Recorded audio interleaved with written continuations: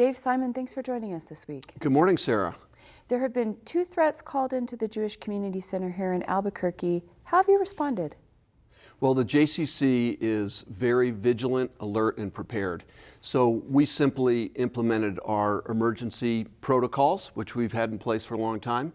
We're quite prepared and we practice and train, so we just implemented our evacuation protocols quite smoothly and safely. I was very proud of our staff and our members for how quickly and smoothly we responded to this. How did those threats come in?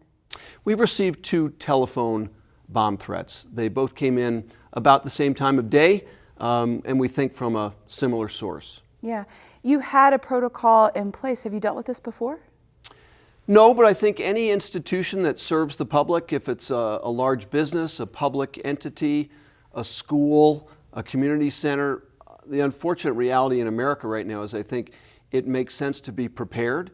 And all organizations that serve large numbers of the public need to be thinking ahead about responding to all types of situations and emergencies, whether it would be a natural disaster or a human-caused incident of some kind. So, at our JCC, we're vigilant. We've thought about these things in advance. We think we have a very safe and prepared facility. And what have you heard from the families that you serve? What kind of feedback have you gotten from them? Well, I think most people are very annoyed and disgusted by these kinds of hateful attacks. What they recognize, first of all, is that attacks on facilities like JCCs are really attacking core American values. Our JCCs are really prominent, important, and respected organizations in dozens of communities across America.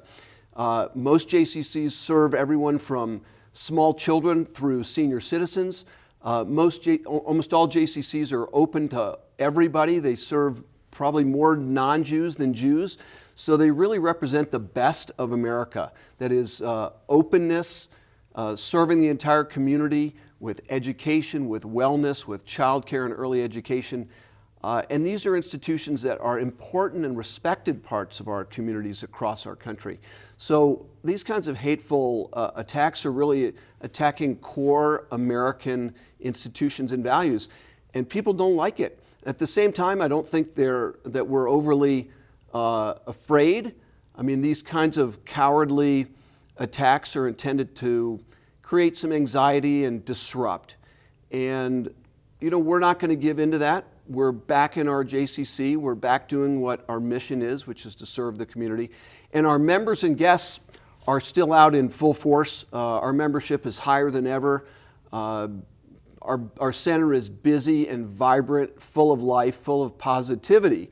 And I think that's how Jews and most people respond to things like this. We need to combat negativity with positivity. We're going to fight hatred with compassion. And I think, if anything, it's helping us redouble our focus on our mission. And instead of being cowed or made fearful by these kinds of cowardly, hateful attacks, I think we're going to wind up stronger.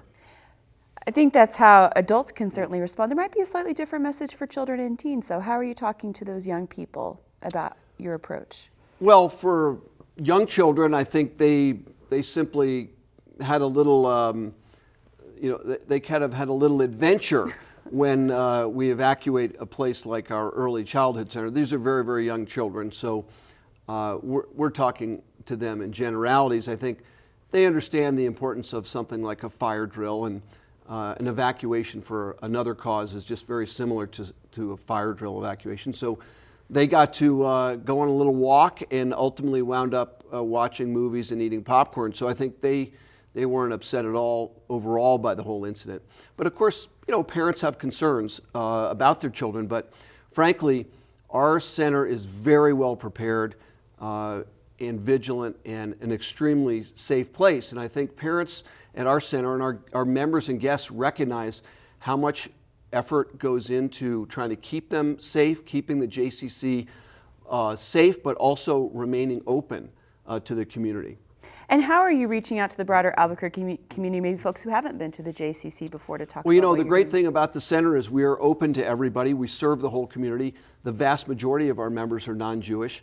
And really, the JCC represents the best of American values in that we're open to all, we're interfaith, we serve everyone, including sometimes, well, a lot of service to people who are needy families or facing some economic strain. So this gives us an opportunity to do more of that, frankly. We're going to respond to hate with more compassion. So the way we're responding is to redouble our efforts in our mission. So we're encouraging people that if you want to help the JCC, you can do a couple of really simple things. Number one, come out and visit us. We have a fantastic facility. Many people don't even realize they're allowed in if they're not Jewish, but 75% of our members are non-Jewish. So please come up and visit us. Check out our website at jccabq.org. We're encouraging people to respond to hate by making a donation to our Children's Camp Scholarship Fund. Let's turn that hate into compassion and get needy children into a really positive summer camp experience that might change their life. Let's help get more kids learning how to swim in New Mexico. Those kinds of things are the best American response to these kinds of cowardly, hateful attacks. Do you think 2017 is any different? Are we seeing something different in your lifetime? Well, I'm still considering myself young, so yeah, I think in my lifetime, what we're seeing is unprecedented.